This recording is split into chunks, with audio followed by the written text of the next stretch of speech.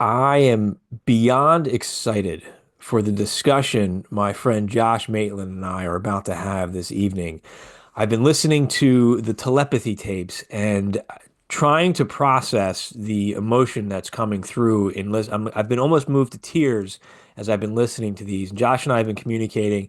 Sometimes you just click with somebody, and Josh and I clicked right from the beginning. Josh is the brilliant mind behind Rockstar Intuition. I'm checking my notes here to make sure you're right. RockstarIntuition.com. He's a musician. He's an intuitive. He's an intuitive teacher. He's got so many things going on, such an interesting guy. And I don't even know where to begin with this conversation because the synchronicities began, really becoming apparent just 10 minutes before the show as well. Yeah. We're having these things in common that we could talk about. But Josh, welcome back to the Future Forecast podcast. How are you, dude? Dude, it's good to see you again. It's Yeah. been an interesting couple of hours over here. Yeah. And you're buried up in snow up there in Canada, right? Yeah, there's we're looking at 80 centimeters in some areas, which I think is 3 feet Sitting, plus, I'm trying to do the something math like in my head. that. That's a Two nice point amount of something. snow. Yeah, Yeah, it's three good. feet. Can't remember that conversion factor, but Yeah, yeah. dude. I don't even know the conversion factor, so you're ahead of me. I just know it's like kind of greasy out there. Yeah, I'm sure. It I'm was it sure. was a rough drive home, but I'm glad you made it home. Glad we are yep. able to do the show. We got to send some wizardly good energy to everybody out there driving tonight. Just Absolutely. while we're on it, but yeah, Yeah. yeah, Canada, man. That's what we deal with.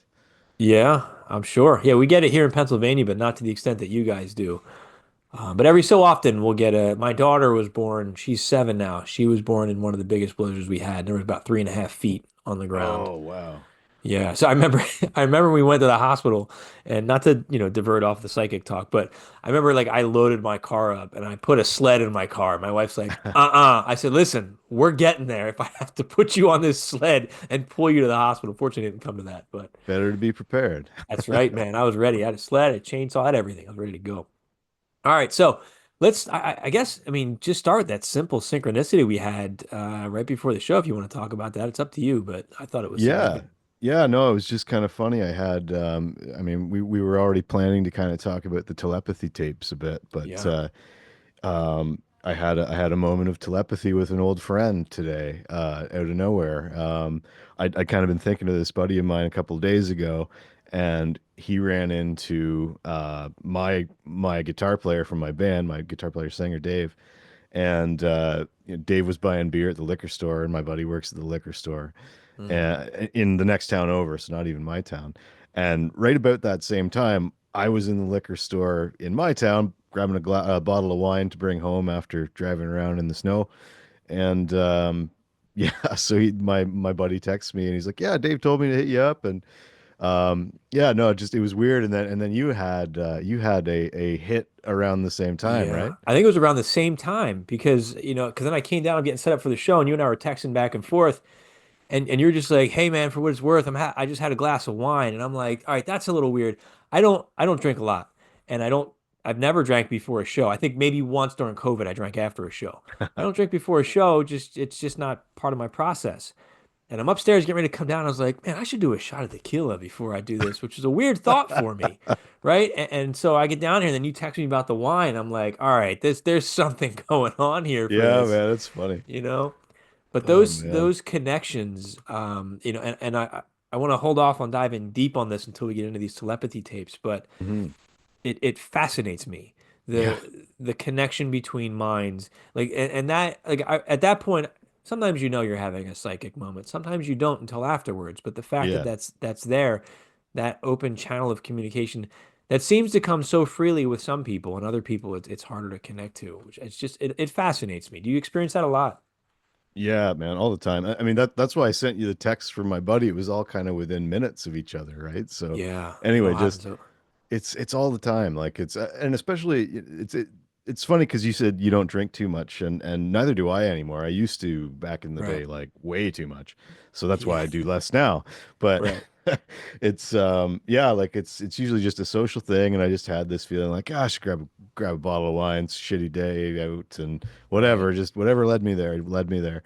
And yeah, and then it just set off this weird chain of events. It's actually the thing that got me into remote viewing was doing Sober October, and Mhm. I was I decided I was going to learn remote viewing to just like, all right, if I get a craving for a drink, I'll do a remote viewing session and meditate Yeah. instead. And so it worked really well. I ended up kind Yeah. of breaking that chain that had been around my neck for so long, and kind of learned a bunch of other cool stuff in the process, which ultimately led me to this conversation. Now it all makes sense, dude, because All you coming together. replaced your craving to drink with psychic work. So tonight you were getting ready to do psychic work and the craving, it all kind of came together for you. There's the loop being Yeah, completed. man. I don't know. I think what I used to do was, I was in that old paradigm of like, I just I don't believe in this weird stuff, but I'm Right. experiencing it, and I was just kind of blocking it out, I think, a lot of the Right. time. Right. And I think a lot of people do that. I've heard from other people who are psychically inclined and have Right. also kind of taken the bumpy road with substances in the past, and like have that same kind of take. It's like it feels like, once you open up to the greater reality a little bit, you start to realize that you were kind of trying to drown that stuff out, maybe. Yeah, a lot of times, and some of the people who are, I'd say some of the people who seem to be psychic to the point where it's a detriment because they don't understand it, you hear that they self-medicate because they're trying to just quiet that noise Yeah. because it can be overwhelming. Um, do you think that, have you noticed in your experience being on some kind of substance, alcohol or anything else, does it hinder your remote viewing? Have you noticed that, or does it, anything that's ever enhanced it, or? I've played around with a bit of the only things I do, which are the occasional drink, Hmm. marijuana, and mushrooms. Right. But mushrooms made me want to go listen to Primus instead. And the even like microdoses have been kind of no discernible difference. Yeah. Um, Alcohol, it's I haven't really drank like a bunch and then tried to remote view, so I don't know about that. But Yeah. having a drink can loosen you up, but I think there's no discernible difference versus like Right. um, doing a proper cool down, which is the most key thing I think out of Right. anything to really. I actually did an ARV recently. It was of the Tyson Paul fight, and I did two passes, and I did one pass that was like I just like sat down, I was excited, I was like, all right, I'm gonna do this, and I didn't do any cool down or anything, I just like got into it, ideogram, whatever, and so I got some good stuff, and then I was like, oh, I should probably like cool down, so then I was like, all right, I'll cool down, I'll redo it, and then I ran one after the cool down, and the pre cool down result was exactly the Tyson picture, Hmm. which is what I went on record as saying because I was like, oh, first Right. impressions. Um, Right. and the second one was like a lot more like the what ended up being the Jake Paul one. And the thing that really threw me was there was like the big impression I got was this wooden boomerang, and like Hmm. the big visual, and both ideograms kind of had a boomerangy thing in it, and they both had wood, but like the first one was a tree, and it was like the exact shape, and it's like, okay, tree, boomerang, wood, boomerang shaped Right. tree, boom. But there was all these kind of little scraggly pieces of wood and other data that I didn't really pay attention to. So long story short, the post cool down take of that session was the correct answer. Yeah. But I kind of went with my old school, first impressions, always very important mindset Right. Right. Put it out thing. there. And yeah, Yeah. so I learned that the first impressions thing is less important than the cool down thing, I guess, was the takeaway from that failed attempt to salvage Mike Tyson's legacy. Yeah. But that's great. That's the thing about remote viewing, those experiences. I mean, you learn something, Yeah, right? every time. I and it's so and that's so valuable here, and that's why I think it's so important. I mean, I think it's very important. Learn the structure, work within the structure, and then as Yeah, you get comfortable with that structure, it's okay to experiment, and really explore who you are as a viewer and what works for yeah. you. And I mean, that's really how you get to understand it through those failed attempts and then those successes that you find sometimes unexpectedly. Yeah, yeah, it's very much like music in that way. Like just it's important to, once you learn those basic chord structures and everything, to then be like, what happens if I go outside of it with a note? Oh, that sounds Yeah. kind of cool. Yeah. Like it's jazz. Yeah, yeah, taking those risks sometimes. Yeah. I think it really makes a big difference, and especially in remote viewing too. Yeah. Um, Fascinating. I want to shift our attention here. I know we want to talk about telepathy tapes, which is where I'm going right now. If we Yeah. have time, maybe we'll talk a little drones and UAPs because that's freaking wild. That's happening not too It's far from where I'm at right now. yeah, man. Oh, Um, that's some I wild just stuff. I just did a solo podcast looking at that and looking at all these different things. This is Cliff High, talking about the 39 days to Melee, and then our team, the future forecasting group, they did this was a temporal marker target years ago, like 5 years ago, and the temporal marker was the Joe Rogan podcast with Trump, Yeah, yeah, yeah. and Cliff said that was going to be an indicator that we're moving towards sci-fi world. So that like on And December yeah. 3rd, I did this show. I didn't release it yet. And it's like, okay, well, he said there's going to be like this aerial, combat with UFOs, and nothing happened on December 3rd. And now, like the more as the days progress, these drones are becoming more and more suspect, and there's more and more speculation about what they are. Yeah. I mean, we're seeing I something going on. it's funny that you mentioned that because I remember seeing a media post about somebody kind of making fun of Cliff High, and Yeah. and I've actually followed him for a long time. He's in the game. He's Hmm. future forecasting and he's getting hits all the time. Yeah. And anyway, they had posted. It was the day after. It was the fourth. And they were like, "Oh, he said there was going to be this invasion of UFOs," and everybody was kind of making fun of him or whatever. And I had been on Reddit and had just seen those first couple things about the New Jersey drones. Yeah. And so I just posted that in response, and I haven't seen that outlet say anything else about Cliff Eye since then, That's which it, is man. funny. But I mean, it wasn't meaning to go out and be a defender or anything. I was just like, well, Right. here's this data, and here's Right. this other data, and they line up. I I don't mean, know.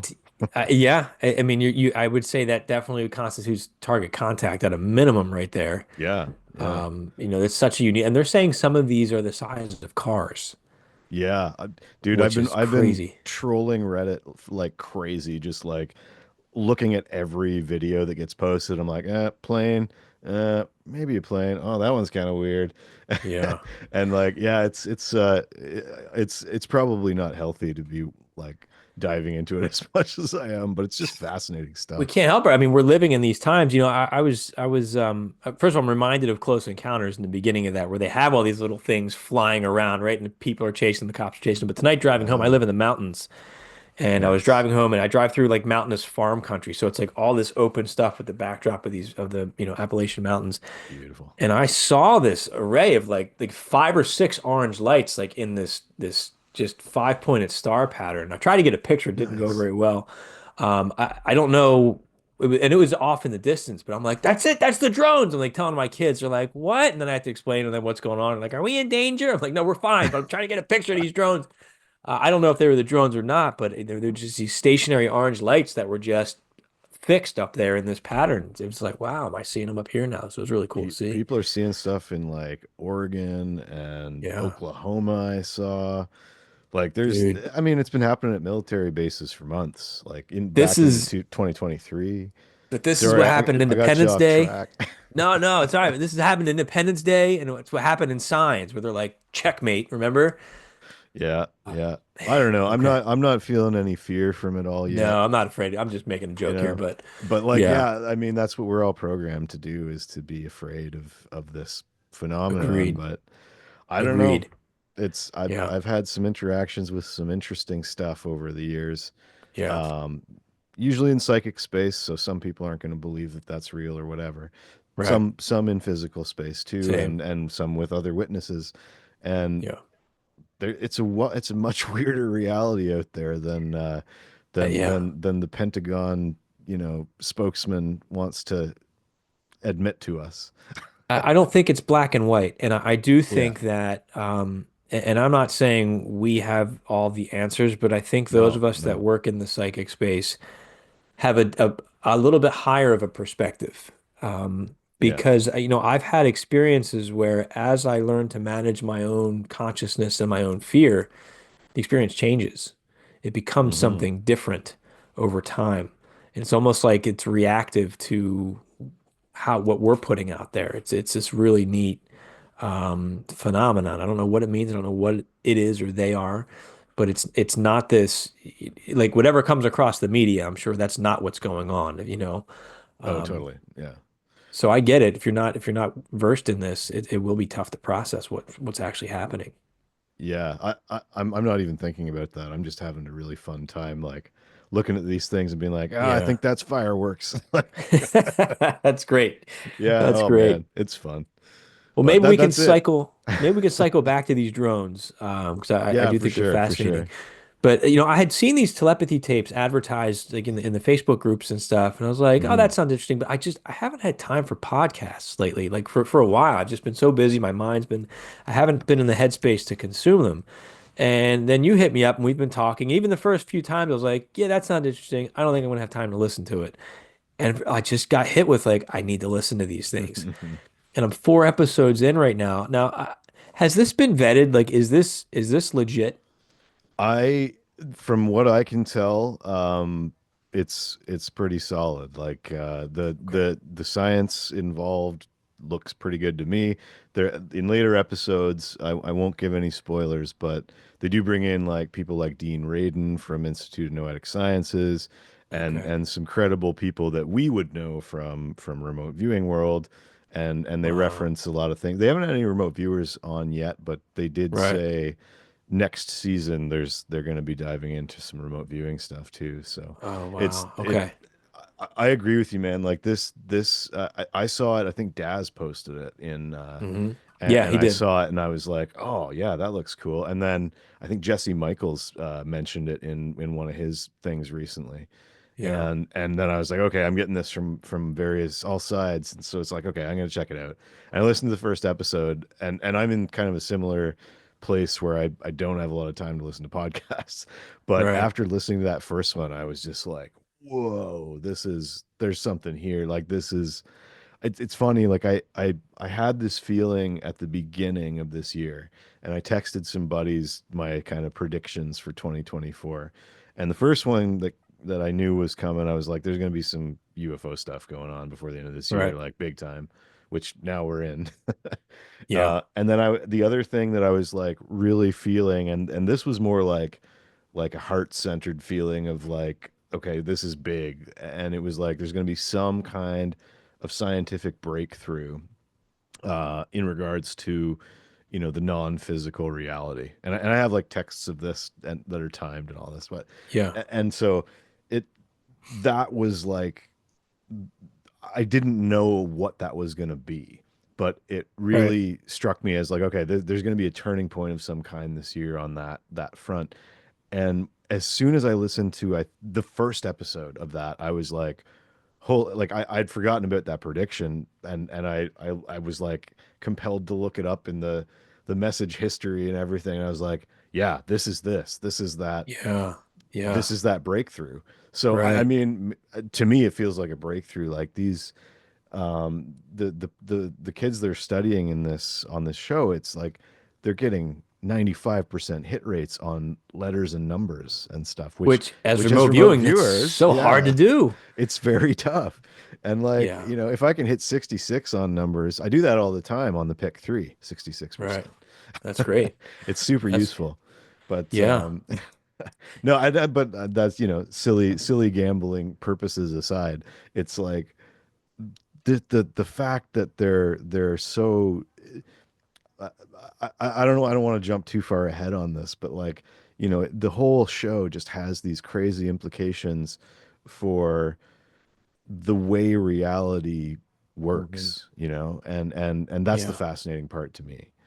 And just to clarify for people who haven't listened to the telepathy tapes, you can find the website's telepathytapes.com. And what this is some scientists. You have a scientist who's a doctor, I think a neurobiologist or neuroscientist, I who ended think up it's losing her license over this, right? Diane Um, Hennessy Powell, I think is her name. yeah, that's her name. And then there's a documentarian who found out this story, and what it is it's nonverbal children with autism on the autism spectrum who don't speak. And what these parents were finding out is that the kids are reading their minds. And that's how they communicate. Because with autism, they used to think, oh, you can't speak. My child's not in there. They're just a shell. Yeah. And, take the psychic stuff out of it. There have been breakthroughs where kids start writing and they're like, I'm in here. Like, I just can't express myself the same way that you do. What they're Yeah. finding is these kids are reading minds with 95 to 100% accuracy and they're standing up to all this scientific rigor and they're communicating with each other, and time and space doesn't seem to be a barrier at all, Yep. which as remote viewers we know that like that. So this is one of those, I'm listening to this show and I feel like I've been in this for years and I've been podcasting for a long time trying to like communicate these exact things. Yep. And I have this like overwhelming excitement and almost a little bit of FOMO too. Like what? Oh, I wish I was in on this. Just there's so many feelings coming up. I'm like getting emotional listening. And I'm also a special education teacher. I work with students with, with Oh, that's autism and right. things. So I've got this just overwhelming feeling. It's one of those like, man, I feel like you made this show for me personally, just because Yeah. it Yeah. hits so hard. I mean, the implications of it. Well, that's what you can do to help, man. Like you're in the game, you're doing it out there in the Yeah. real world. So you can take Yeah. what you're learning there and apply it. And that's really cool. Like my wife, she's an EA at our local Mhm. high school and helps a lot of kids who have different challenges and requirements and things. So she's in it too, and it's I'm like playing the show in on the speakers so she can hear it too, you know. Yeah, that's So awesome. yeah, it's I think it's just it feels like really important information. And this I feel the same way. Like I had a buddy growing up who he was nonverbal. I don't think he was autistic though. He had a different kind of physical thing, but he was Mm, confined to a wheelchair. He couldn't speak. He had to use a box to communicate. But I mean, it was because it was this different thing. They knew, okay, well, with that particular thing, we know hmm. they're mentally all there. So he had that advantage even back in the 80s of like Yeah. having that technology, which it sounds like from listening to telepathy tapes that there was some old decisions made by the medical establishment that had some very unfortunate effects, and that's part of why the whole thing is such a tear jerking kind of show. Yeah. Like it's a very emotional show to listen to Yeah. for a lot of reasons, but it is. I mean, it gives me a lot of hope too. Like and my friend Ryan, who had those challenges, he was the funniest kid. Like everybody loved him, and like Right.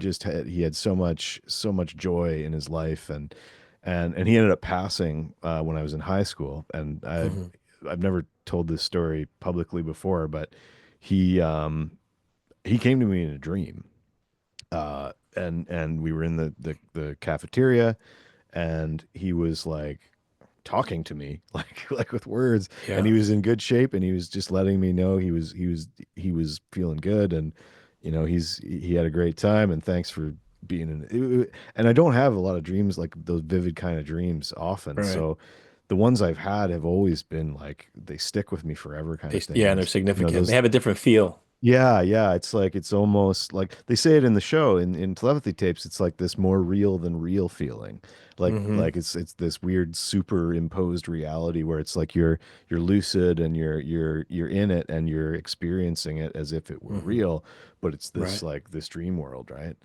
Yeah. So anyway, yeah, like you said, this has hit me on so many different Hmm. levels across time and space. It's such a I just anybody that's listening to this, if you're going on a road trip or something and you need a podcast to listen to, make it the telepathy tapes, please, Yeah. because Yeah. just wow, the more people that get this information, the better it is for everyone, I think. I agree. Yeah, I mean, hopefully open some minds.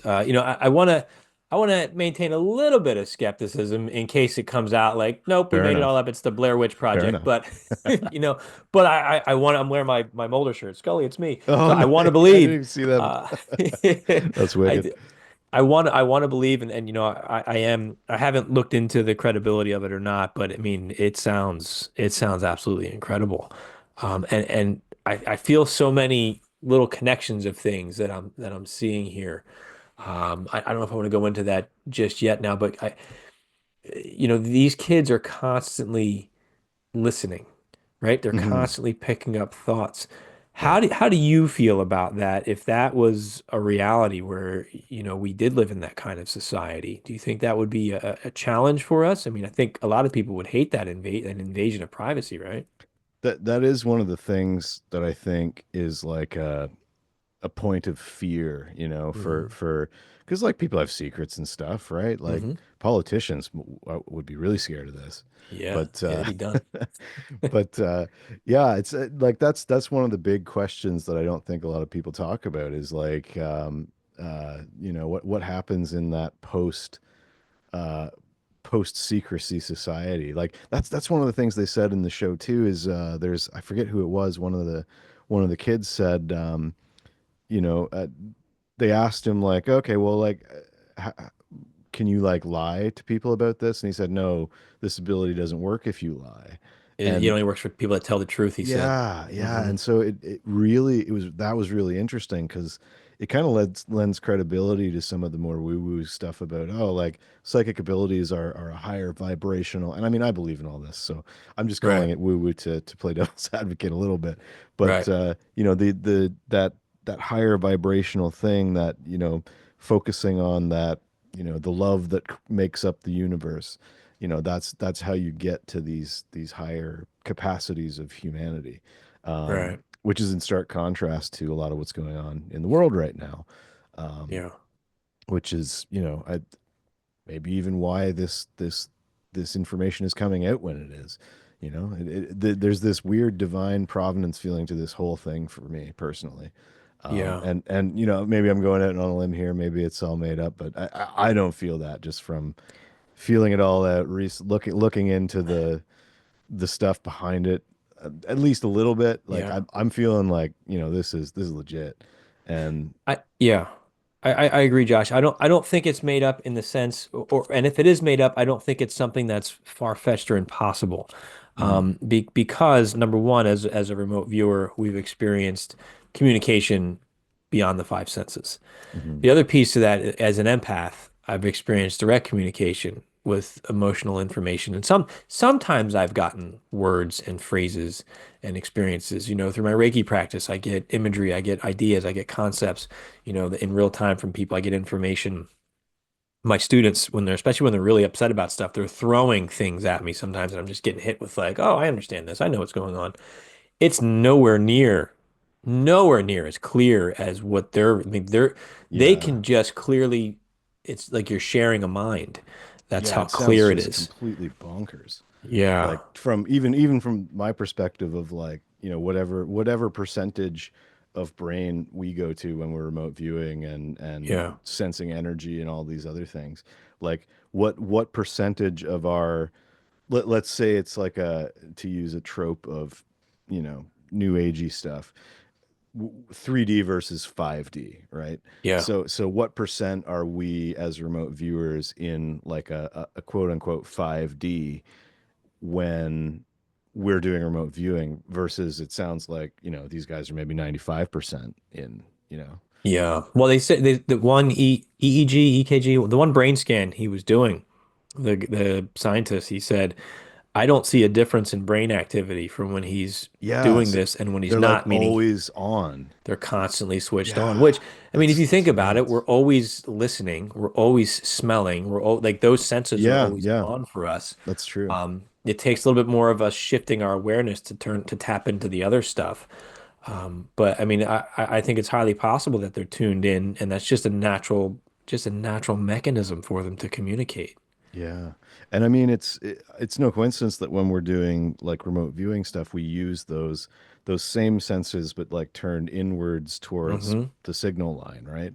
Yeah. So it's yeah, it's almost as if it's like a reversal of the awareness, but for whatever reason it's they're unable to turn it off, or to downshift back into the physical. Right. It's harder for them. Like it just I'm just spitballing from an energetic perspective, trying to be Yeah. like, what is going on here? But Right. it's such a fascinating thing to just think about, you know. That's why I What? love the show. It's I'm gonna probably have to listen to the whole thing again after Yeah. the final episode comes out, just to absorb it all. But it's Reprocess it. yeah, yeah. It's Oh, it's a, it's it's a stunning. lot. It's a whole lot. It's going to take me like last night. My mind was right. Do you ever have like that one of those really intense remote viewing sessions, like for a day or two? You're like, man, I got to write about this, or maybe create a song. I don't know what your process is, Yeah, but like, yeah. I got to get this out because then every so often I go through. Every few years, I go through like these intuitive lessons where I get like a download and then I get all these different sources of information just Mm, coming to me that are on that same signal, on that same yep. thread. And that's what I'm in right now. So I'm going through some personal stuff at the same time that are relevant to the telepathy tapes that are showing me things, in my real life, real world, like, hey, you're learning this, you're experiencing some of these things. And it just some days it gets overwhelming just emotionally to process the reality of it and the fact that Yeah. like I'm being shown these things. It's I funny you're see that. saying that. I've been in a very similar kind of zone lately too. So Yeah. it's yeah, like and about like it'll happen randomly. Like the other day Hmm. I was watching that new George Knapp show on Netflix about UFO Oh, I haven't investigations and seen it whatever. yet. It's pretty good. But yeah, anyway, they had an episode about sort of the alien time travel hypothesis, and I won't get off track here, but um, I just got this download about it. Like when they said that phrase, I like had to pause the episode and be like, all right, I gotta scribble an ideogram out and do something here, 'cause something was coming through, and I had to jot it down. So we're gonna have to come back to that because that's something that I was interested in talking about tonight. Yeah, In terms of like future ET versus present day, I do have a thread to tie in that I'm slowly making my way towards for sure. more synchronicities here for us. I love it. Um, but I'm just curious your thoughts on like what do you think this means? Do you think this is an old ability that's just was repressed in us that's coming out through these children, or do you think this is something new? I mean, what do you think is going on here? What's the purpose of it? I mean, I don't know the history of this well, but I would suspect there's probably been people with different degrees, of being on the spectrum for a long time. Yeah, Maybe for as long as there's been humans, and maybe, back in the day, those kids were not, treated. They're not treated well now, a lot of them, right. unfortunately. But perhaps back in, history, the birth rates didn't go. We medical science has advanced a lot. We'll just say, Yeah, for it all sure its has. faults and flaws, it's still doing Hmm. pretty good in a lot of ways.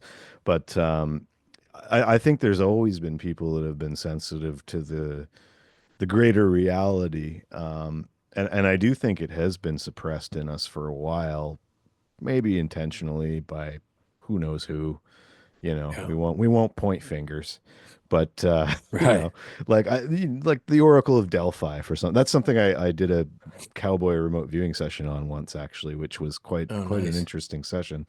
Um, and there's always been stuff like that in history, and like the prophets and all this, Yeah, and maybe those seers. people were just seers. Yeah, like maybe they were not quite neurotypical people who were attuned to the energy world a little bit better, and Right. that's why they were able to do what they were able to do. I mean, I'm a little bit neuroatypical myself, Hmm. and I've always kind of thought it was a superpower. Like, Yeah. Yep. it can be a detriment for sure too, in certain situations, but it also can be very helpful.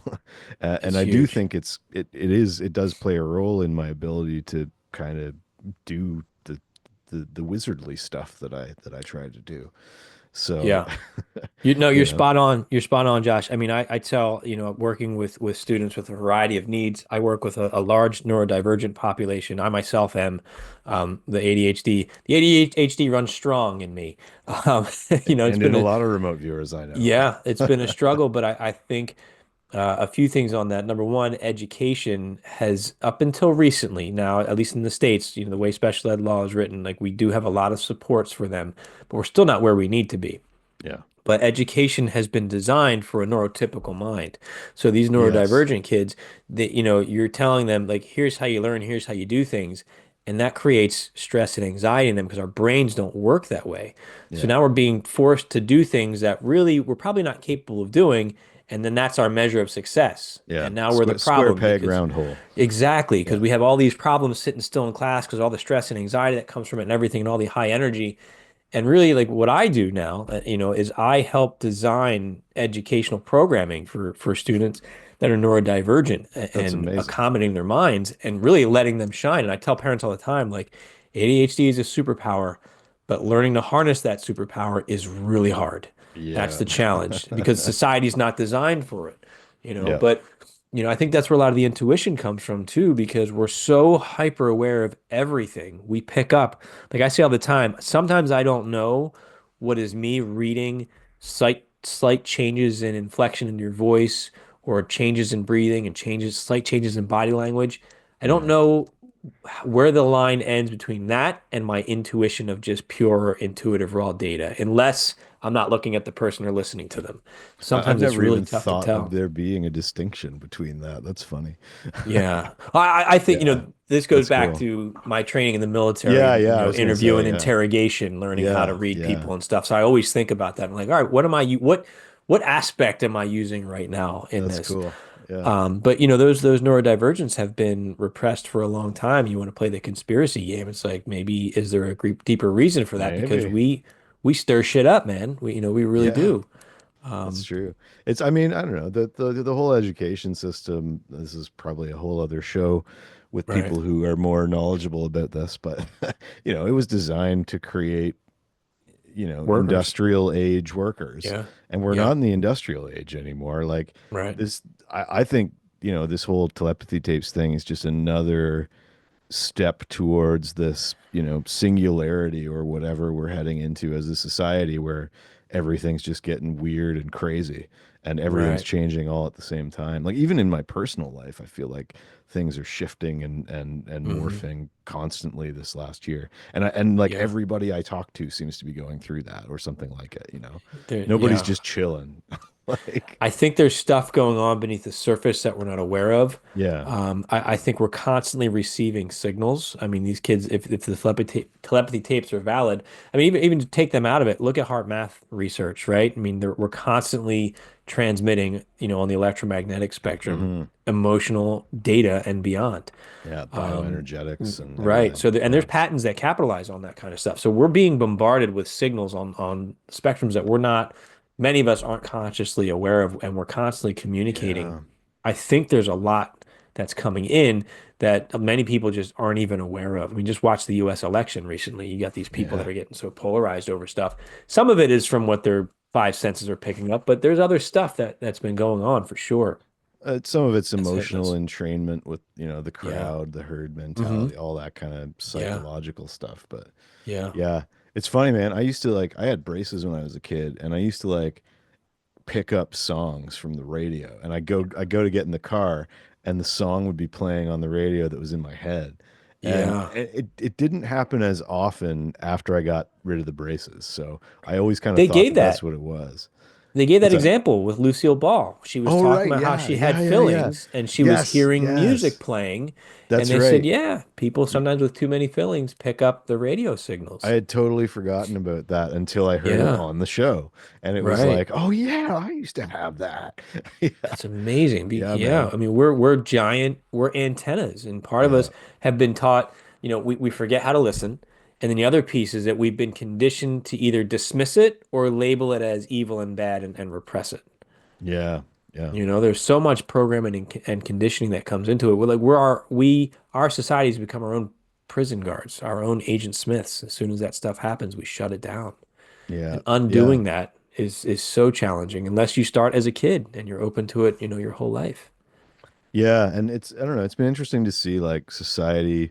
It's they again they talk about this in telepathy tapes a lot, but the whole kind of idea of scientism, like this sort of atheist mechanical view of and, Right. I'm not gonna, jab at anybody who believes in anything one way or Hmm. the other, but there has really been this push for the last 100 years, maybe only, I don't know, but certainly in our lifetime, away from religion. Like I went to Catholic school. Yeah, In same. grade two, the teachers used to pray that I would behave myself for the day, and I don't remember that. That's what my mom tells me. She got really mad Right. about it. But and I do remember like just not giving a shit, like causing Yeah. problems off of my own and being like, you can't control me. And Yeah. Good like, luck with your prayers. yeah, like I don't know, she had a bad vibe, so I matched that vibe, and that's what Yeah. happened. And I was a kid, and like now I know how to not like match somebody's vibe and create a big fight out of everything Right. all the time. But back then Right. I didn't know, and she was coming No. at me with this bad energy, and I'm like Hmm. remote viewing myself as a child right now. This is weird, but Yeah. That's awesome. we're clearing some trauma tonight, man. Yeah. That's welcome to Therapy Talk on the Future Oh Forecast man. podcast. But yeah, no, like I mean that the system is not built for people who are sensitive. Like you Yeah. said, it's this trying to fit people into a mold that they can't possibly succeed in, Yeah. just because of the way they are, and that's unfair. And I don't know. I hope this show and other, the actions that people like us who are impacted by it take can kind of help move the needle on fixing some of that stuff, you Yeah. know? The question is, where is this leading? Yeah. Where do you think, where is this moving towards? I mean, you've got these kids that are talking about not only reading people's minds, but they're communicating with one another. They're so in Hmm. sync and like across the nation, right? Maybe across the Yeah. world. Which again, as remote viewers, that didn't surprise me at all. Like, yeah, of course Yeah. that's possible. We've had aspects of those experiences, but that they're just like, I'm gonna go talk to my friends, and they just close their eyes. The same way keep people jump in a chat room or on FaceTime with their phones, right? They're just doing this without any, hardware whatsoever. One thing I found interesting about that point was that they mentioned that to do that, to go to, so I guess maybe we should set up the hill here. Yeah. So And so I'm just so getting into the hill. I don't know too much about it, yeah. but I'm just getting into that. So okay, so it's why don't you give the high level, and then I'll tell this anecdote. Maybe you might be able to explain it better from because I only briefly Okay, all heard right. about it, but from what I So understand, it's like where they connect, right? it's Like, like a place of congregation yeah. for these nonverbal autistic folks to basically hang out. It's like Hmm. this interdimensional jam space where they can talk Yeah. and communicate, and it's like this pile of information they describe it as. So to me, Yeah. it almost sounds like the signal line or something Yeah. like we would say. And I've actually had it showing up as a symbol in remote viewing sessions lately. That's like just I don't know why, but it's usually on a woo woo kind of session or something. But Yeah. These things sort come of out. to me, it's almost like this embodiment of like the information layer of reality, but Hmm. also it's like a point of connection where these guys can all go and communicate. And oh no, I lost my original thought here.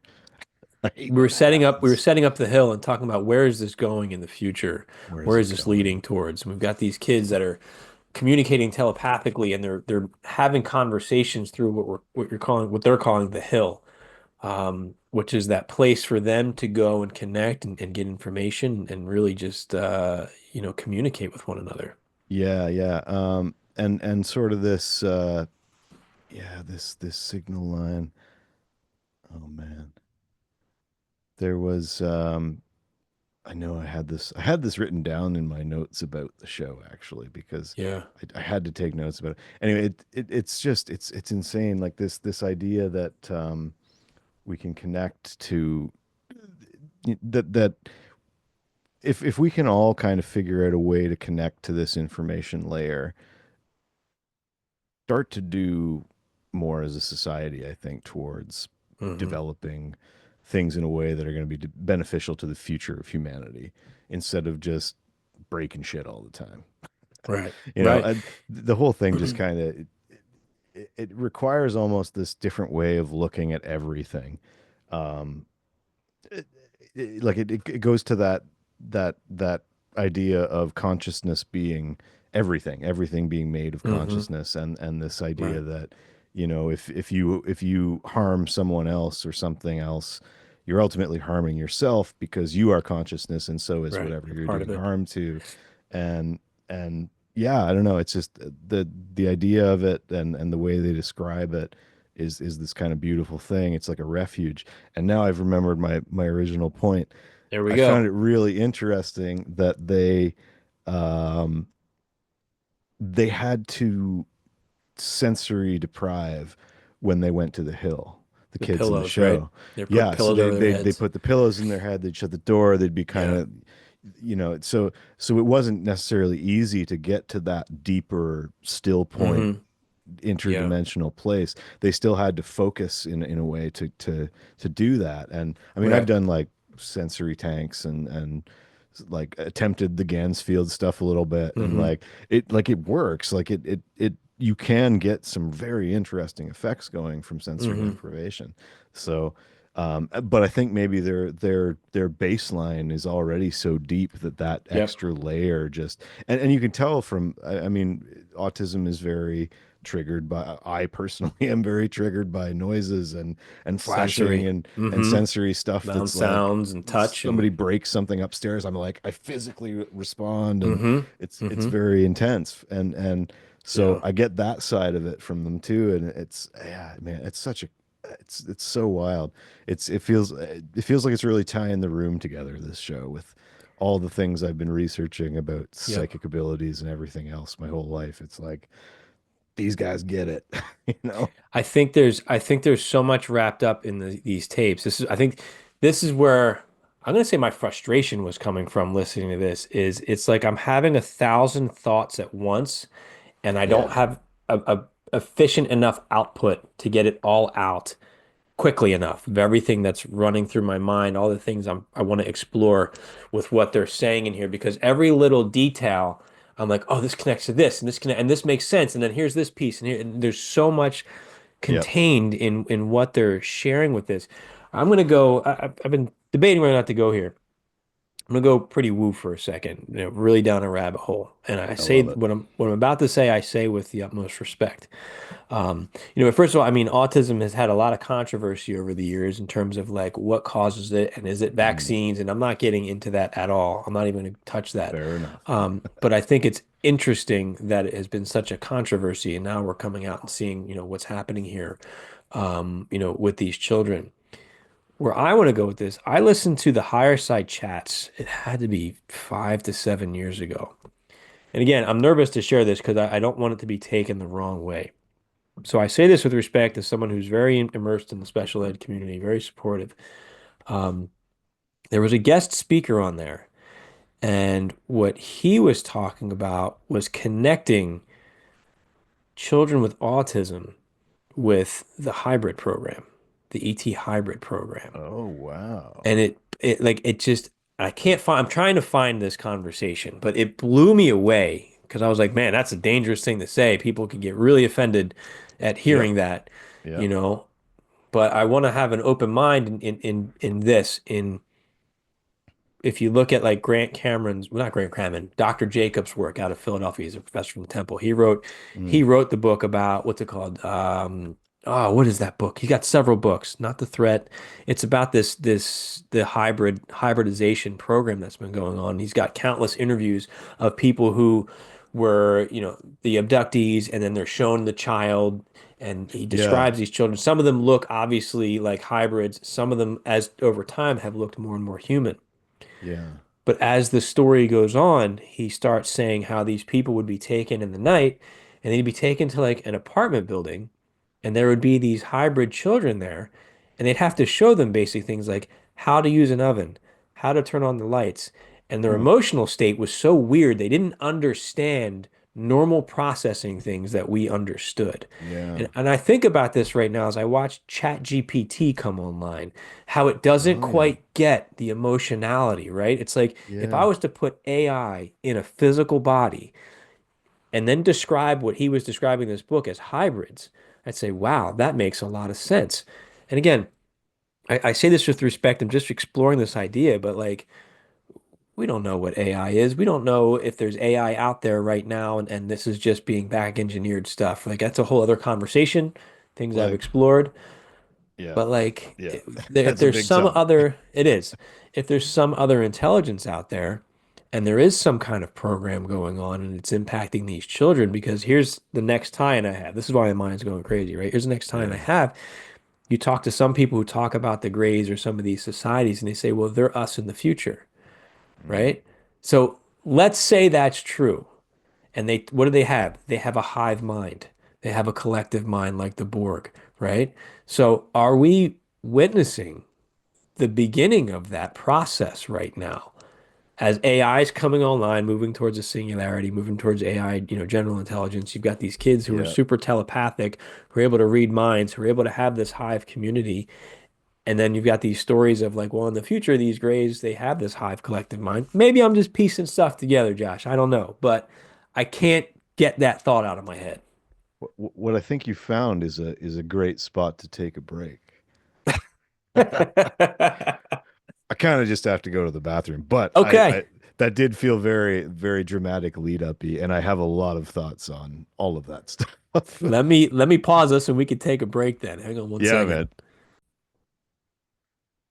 All right, the suspense was killing me with that break we just had to take there. That big old build up, Josh. That's what We happens when were you drink on the job, man. I I know, know. but that's the problem, right? We were talking about this whole crazy idea that I had about the hybrid theory leading towards the future, and I'd love to hear your thoughts on that crazy thing I just put out there. So this is going to tie a few things together, and it might be crazy nonsense conjecture, Right. but I'd mentioned before I've been getting this idea of the hill in a lot of Hmm. remote viewing data lately. It comes through as this little symbol. I'll send you a picture of it so you can splice it in here and post or whatever. But Okay. it's like a circle with a point, and then I always end up circling it a few extra times. It's almost like looking at this structure through a portal or something. But it's not like a structure. It's like anyway, it's got this whole vibe to it, and like it's come up 3 or 4 times in the last maybe since I started listening to this show, and it's like every time I'm like, oh, it's that again, and Yeah. so I started doing this session on the New Jersey drone stuff and sort of the general UFO sightings all over the place thing that's happening, and I don't know. I'm sure there's a bunch of stuff going on with that whole thing, but I I AOL'd to back to telepathy tapes when I was doing it. And so my initial ideogram was like, okay, it's like it felt like this thing that was kind of trying to communicate with us, but not like necessarily an alien thing, but more like Right. a consciousness, interdimensional, like soul mirror was one of the phrases I wrote in the session, Yeah. and yeah, this idea of kind of interconnectedness of all things, and almost like it's some kind of wake up call where all this stuff is coming together at the same time, and like this idea of the grays and these telepathic different races of ETs. The other time it came up was in that George Knapp session. So as you were saying that, and I did the cliffhanger there, it was you were really kind of bringing everything back full circle to your previous stop earlier in the show, and it came up with that. Like I just posted a video of it the other day. It was this kind of speculative woo-woo session, totally unblind Hmm. that I did, but I was like, okay, this time traveling alien hypothesis, like what's up with this? And it was I got a lot of the same kind of stuff, like this feeling of like, okay, we've got all these. You were talking about this. Are we getting to this point where we start to see ourselves become the grays? I think it's more of like a divergence. I think it's like Hmm. we get to choose right now.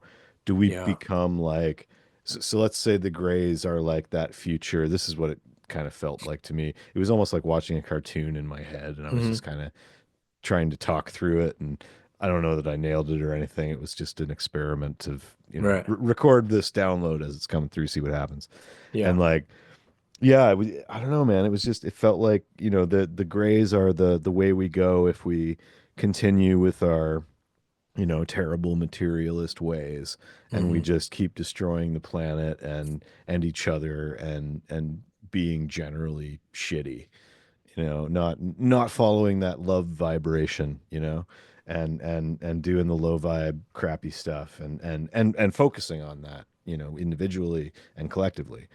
Um, and I feel like there's this opportunity to kind of go the other way. And I mean, you look at all the different types of ETs or whatever, and they all kind of have this vibe, like similar appearance, right? Like you've got the blue ones that are like Hmm. supposedly the big enlightened ones from the distant whatever, like Right.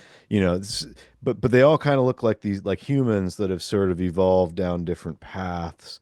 and Hmm. and I know I've listened to and read a lot of weird, like Dolores Cannon stuff, which is all, Yep. and lots of channeled stuff, and kind of piece together the tapestry of like what might be, right? Yeah. And I don't know, man. I feel like we're in this weird singularity where we choose which future we're going to go on. and Hmm. and I think there is, technology and timelessness that exists, in this these consciousness dimensions outside of our physical reality. And maybe we're at that point where it's like, okay, are we going to nuke ourselves and just like wreck everything and have to go Hmm. underground and become these emotionless robotic, grays? We wait underground for a million years and come out again when it's good. Or maybe while Right. we're down there we develop time travel technology, and then we travel time, and that's why people see them all through time. Hmm. Or maybe we continue on and do the Star Trek thing, and we go out Right. into the universe in a positive way, seeking to explore, and but I mean, still over millions of years we'll still evolve into some weird looking shit probably. you Yeah. know Yeah. I'm but maybe sure. we're a lot more chill, and we're not like Like like, let's consume everything. yeah, yeah, it feels like this almost like spiritual divergence kind of thing Hmm. is going on. Like I'm having trouble putting words to it, and I feel like I've been Yeah. spending a lot of my remote viewing time and kind of, in inflection time lately, trying to put words to what's going on and how I feel about it and stuff lately. Like, and Yeah. and It's that's hard. and this is where I'm landing. It's like, okay, we get to choose which kind of aliens we're gonna be, which is the Way to craziest shit simplify it. ever. Like, Yeah. what am I even talking about? Yeah, no, but I think that I'm also reminded of, I mean, this sounds similar to some of the Law of One stuff, right? Like preparing for the Hmm. harvest, and if you make this state, and take it or leave it. Yeah. But the remote viewers at Future Forecasting did a rapture target a few months back, and Edward Yeah, I Reardon, remember watching that. it was pretty neat. And I had Yeah. Edward on the show, and he was talking about his data and his rapture, and he had a lot of Mars stuff, like Mars, and this you're looking at Mm. this like ancient civilization. But one of the things he said was really the rapture when the noise stops. When it stops feeling so chaotic and tense was when there's a separation, basically, of the earthbound energy and the Martian energy leaves.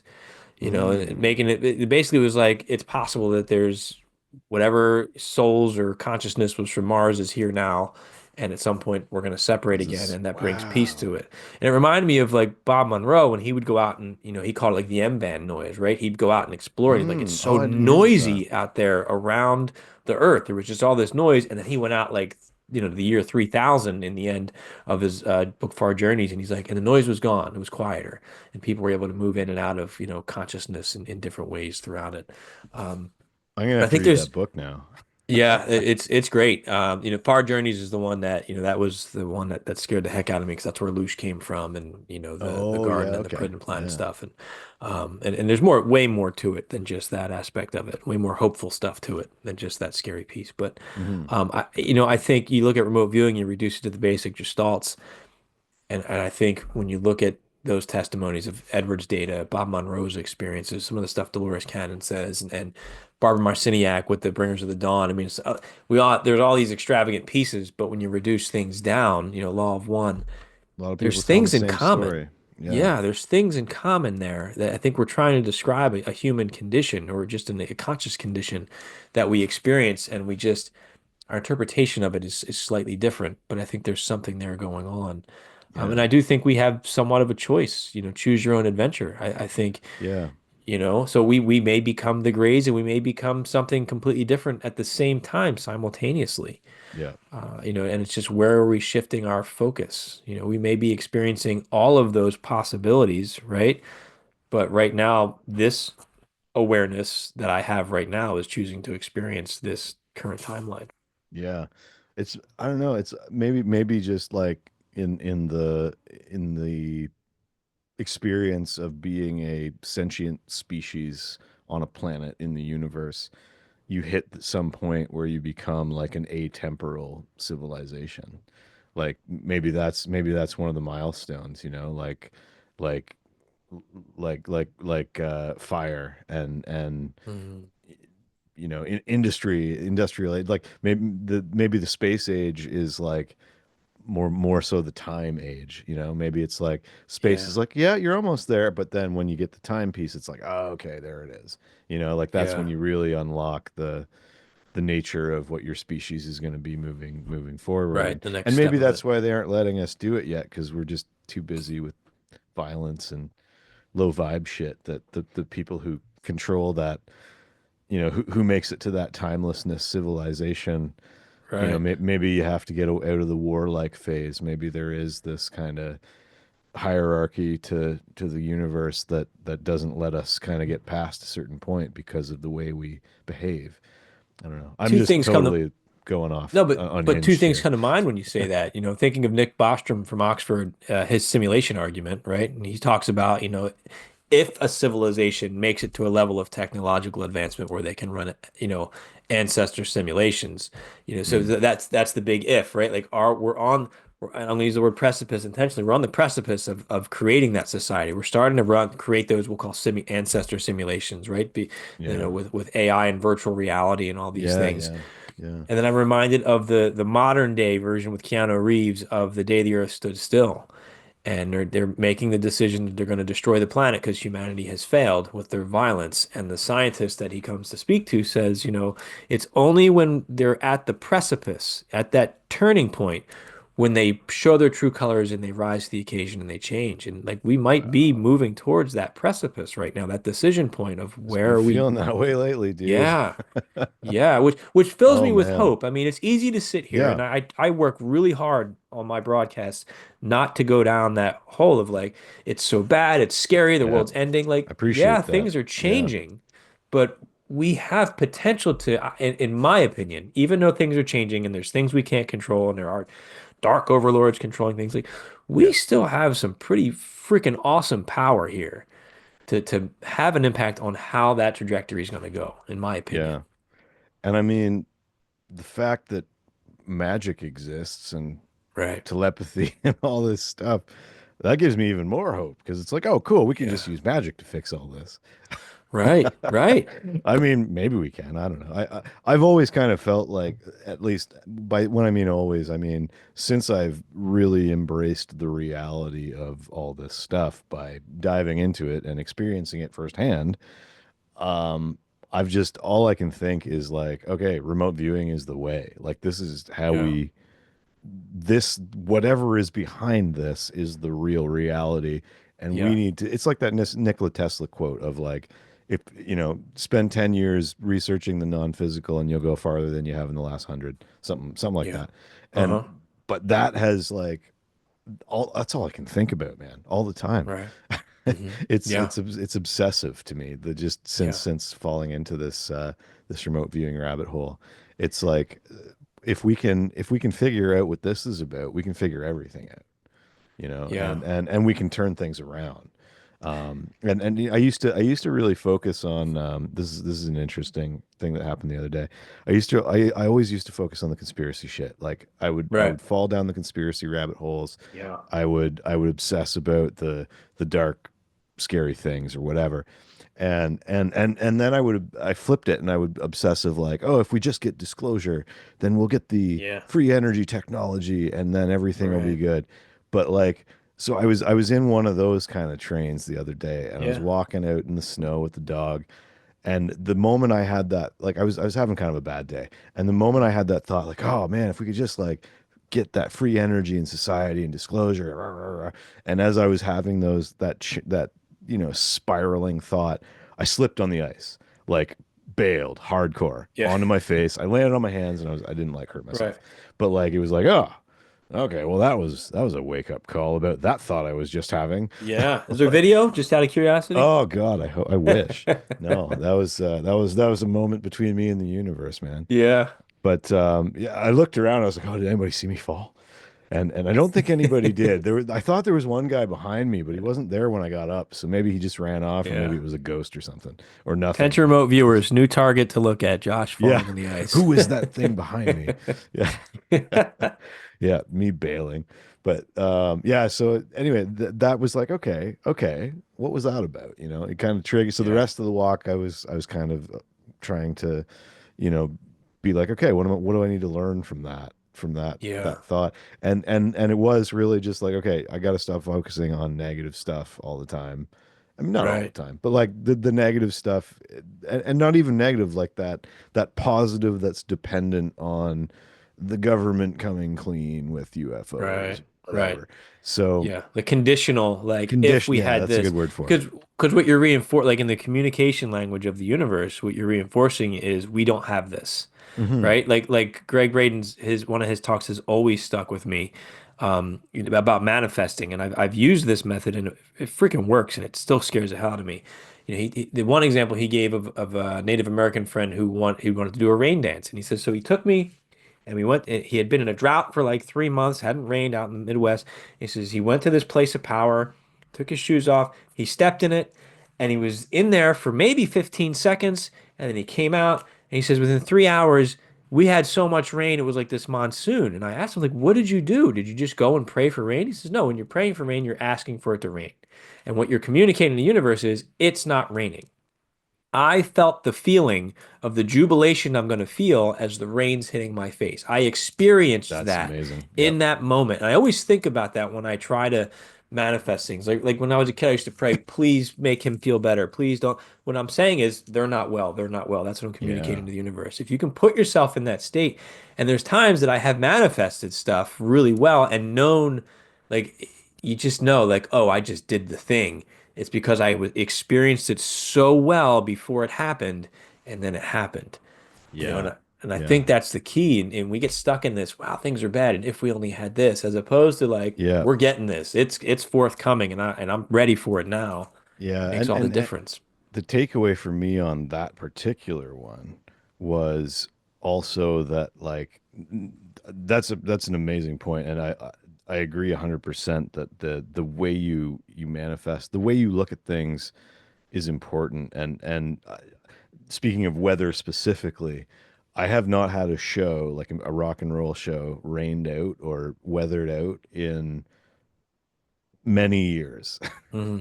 Yeah. And so like this last weekend we had blizzards on either side of us, but I held this very firm vision of me driving to my show in nice weather, having this awesome time and driving home and everything being good. And we ended up with this freaking like weird tunnel down the road from where I was to where the show was that didn't get very much snow at all. And there was like highway closures on either side. It was nuts. So, so Now, I know all about that. I'm a water resource engineer, but also, a right. remote viewing sorcerer. So I've always been very connected to water and the environment, and Yeah. and so the the one of the things that tuned me into like this kind of non-physical reality stuff was that I always seemed to know when it was going to rain. And I mean, I know there's Yeah. sensory stuff around that too, but I was like 90% plus. I always have been with Yeah. that particular thing.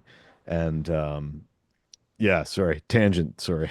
No, But because well, the question that comes to mind with that, Josh, is, what is happening there, right? What is the yeah, what's mechanism the that's happening mechanism? there? Yeah. And I mean this with respect, but like, why you? Like, are you that powerful of a wizard that you are able to impact the weather, or does that say something about the reality that you exist in, and the purpose of that reality? Like, do we have our own realities that at times converge and interact, but then we go back We and have it's like it's your leeway. own world, right? Yeah.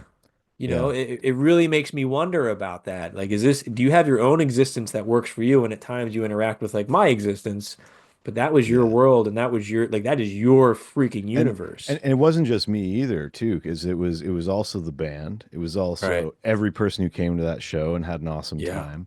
It was the Right. charity organization that put the show on and received some Right. benefits, like, so there's a lot of this stuff seems to work a lot better when there's a As a collective group, intention towards a as reality that's as the that's hive improved, mind, right? right? Yeah, yeah.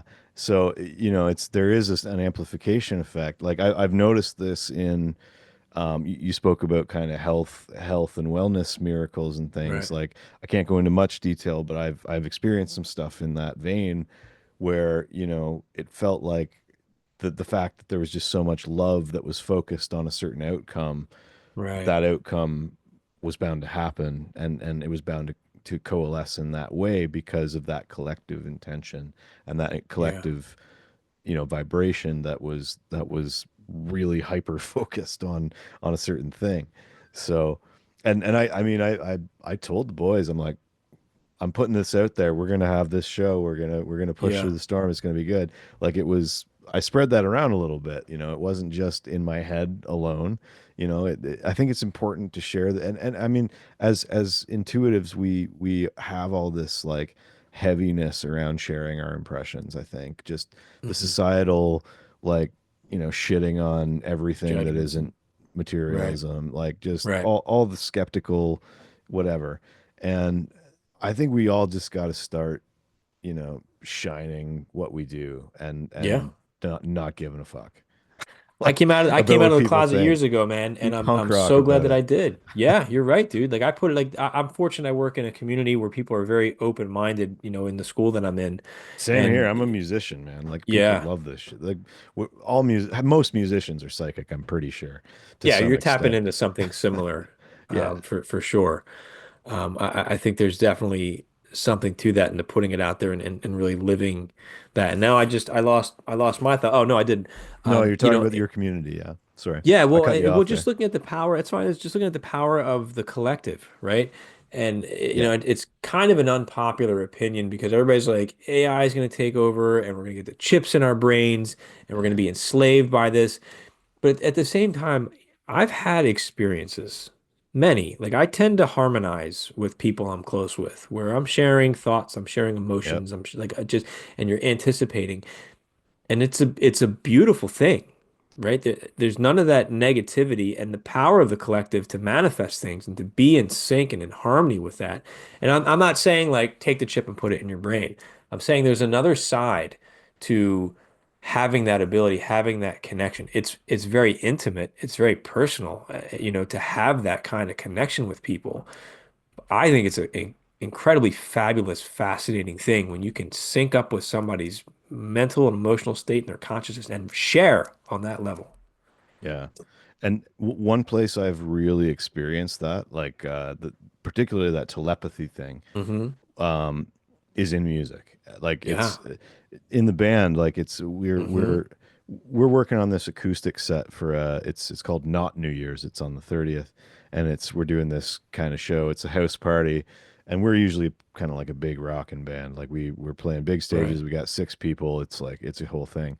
So we are like, let's do an acoustic set for this show because just it's the right vibe for the venue, Right. and we're also gonna rock out at the end. But um, anyways, it's so we sat down and we were like, all right, let's just dive into this. Let's just do an acoustic set. We've never even attempted it before. And we just sat down and went into it, and it was like, I mean, always when I'm jamming with my Right. friends, I'm always picking up stuff.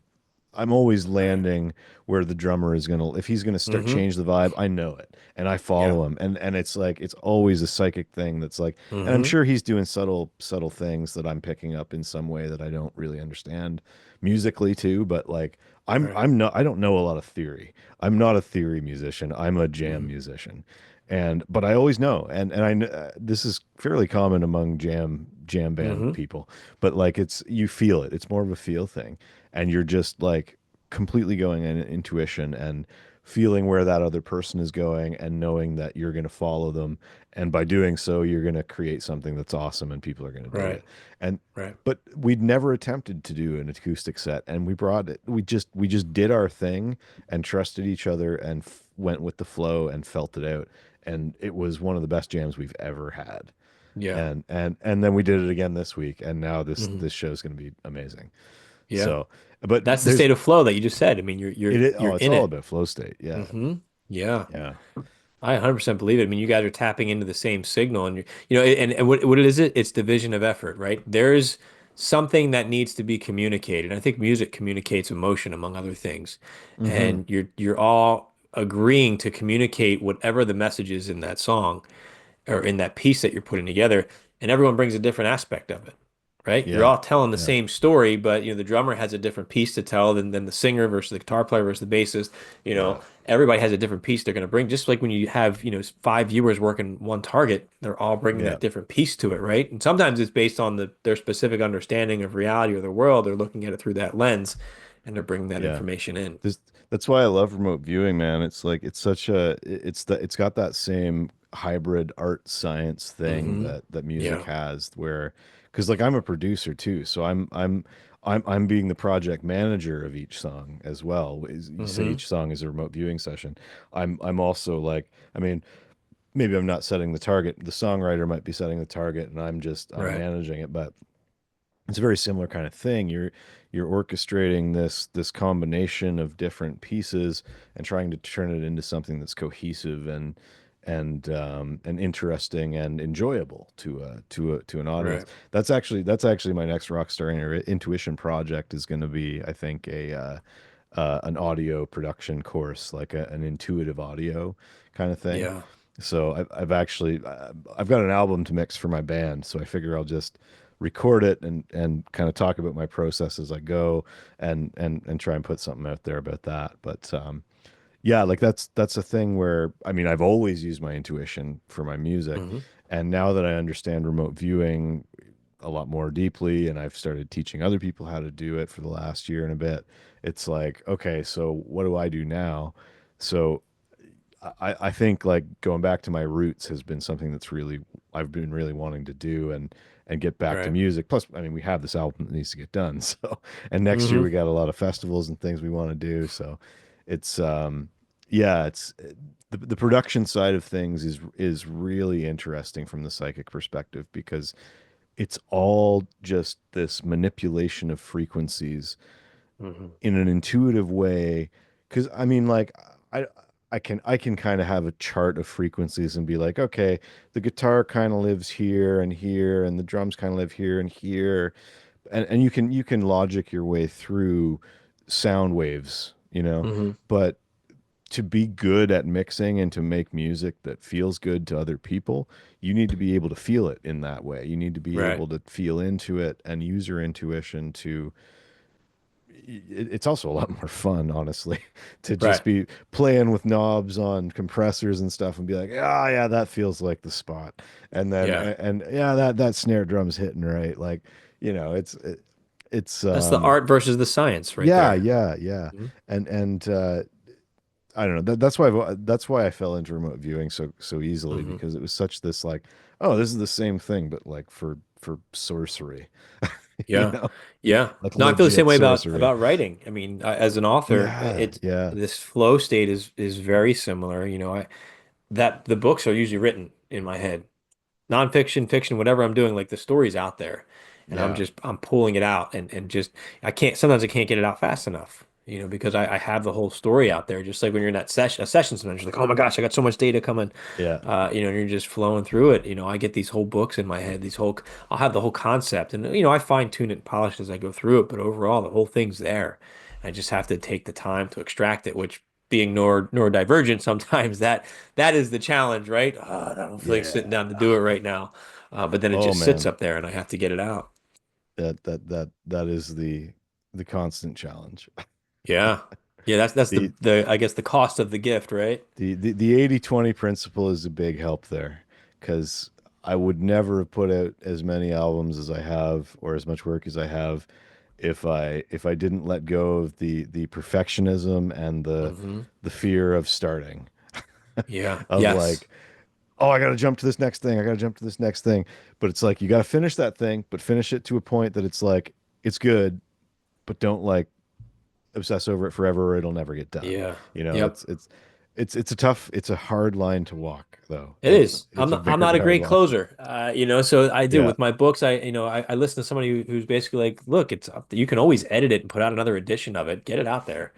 And that's what because I used to just sit on them forever, and now I just, all right, it's done, it's going out, and if I have to change it Nice. later, I can Nice. change it later. Yeah, there's a quote that's like art is never finished, it's only abandoned. I don't know who said it, but I always like Wow. that quote. You Yeah. you never finish anything, you just abandon it. And Yeah, that sometimes you makes abandon sense. it in public if you're I good. love If that. Yeah, I love that. If if you you make it get to that shit level. done, then you abandon it Yeah. in public. Yeah, wonderful. Josh, we've covered a lot tonight, man. Yeah, dude. I don't even want to say we're all over the place 'cause I still think we were pretty much within, Oop. a tight group here. Oh, there There you we go. There's go. your visitor. Um, That's random. before we wrap things up, what's going on in your world? Anything you want to plug with your courses, with your website? What's going on with you? Yeah, I've been for the last couple of months I've been doing these kind of weekly office hours, uh, intuitive open mic kind of things on my Discord for Rockstar Intuition. So it's I mean it's open to anybody. It's meant to be sort of a student hangout kind of what targets have you run? Do you want me to take a look at your data and Yeah. do you want to ask something about stage 3 or stage 4, like just Q&A, hangout, chill kind of thing. So I was doing them bi-weekly. I think I'm going to do them every week in the new year. It might turn into a podcast thing. I don't know. I'm just kind Yeah. of following the Force Ghosts on this one because it's a lot of Yeah. fun. And yeah, I've got the Rockstar Intuition course, which is like it's $250. It's self-paced, but like come to the office hours, ask me questions. Like I want to Hmm. help people learn how to do this stuff because I think it's a Right. super important thing. I think this is how we move forward Agree. as a species is by learning this stuff. And I do charge for it, like I got kids that have braces and Right. food Right. requirements and things. So like but I have a free course too. There's a free course on there for anybody who wants to just try remote viewing. And I think I'm going to do a free musicians remote viewing kind of seminar at some point in the new Oh, year. that's cool. So I Yeah. guess keep an eye out for that. I got a bunch of things that I'm planning to do. So Right. yeah, just hit me up, rockstarintuition.com. My Instagram's there, my Discord's there, courses are there. And yeah, sometimes I put out future forecasting-y things too, because I've always had a place in my heart for time travel. I've been reading Yeah. Eric Wargo's book Time Loops recently. I don't know if you've ever seen Haven't that read that one. one. No. It's a little on the materialist side, but it's very interesting. It's given me a lot more respect, I think, for the concept of feedback. I've always been kind of you don't Mm. need feedback once you've trained enough, but it's it's thought provoking. It's a whole other show on its own to Yeah. discuss. Yeah, But no, I just had a whole flurry of thoughts come to mind about I loops know, and right? feedback and connections that I'm We're good making. at Yeah. that. Yeah, yeah. But on the next show, Yeah, we'll have to man. keep that in mind. Not to Well, that's be awesome, dude. presumptuous or anything. Nah, dude, nah. It's always great when I get you on the podcast. We talk about stuff. So just Yeah, let me know man. when. Well, No, Josh, an it's been honor. great, man. Any final thoughts on any of the number of things that we talked about tonight? Anything else you want to leave us with? Use your podcast listening time to check out the telepathy tapes because Yeah. like whoa, like there's something there, man. I I feel it very deeply, Yeah. and it's only gonna grow. It's only gonna get they got a whole documentary they want to do. The first four episodes are very scientifically like Hmm. they dot their i's, cross their t up to episode six. Even they bring in Dean Radin Hmm. and Rupert Sheldrake's in there talking about morphic resonance and stuff like the feeling of being stared at. All the good science of intuition stuff is they're on the right track, Yeah, and for they're sure. exploring something that is truly fascinating, Yeah. and uh, you know, digging into that podcast is only going to increase your own affinity for what's possible in the Hmm. universe and in this whole kind of fun world of psychic things that we all like to explore. Agreed. Well said, dude. Um, we spent the last hour and a half just saying how moved we are by it, so I can't echo that enough. Oh, it's If you're amazing. interested in this stuff, check out the telepathy tapes and check out Josh at rockstarintuition.com. And if you want to see the work done by the future forecasters and the remote viewers at the Future Forecasting Group, this team looks at everything from what's going to be in the news next month to the fabulous mystery targets that they have to looking at the future of this changing economy and cryptocurrencies and so much more. Check us out at futureforecastinggroup.com. On behalf of Josh, on behalf of the Future Forecasting Group, I'm Dennis Snappy II. Thanks for watching.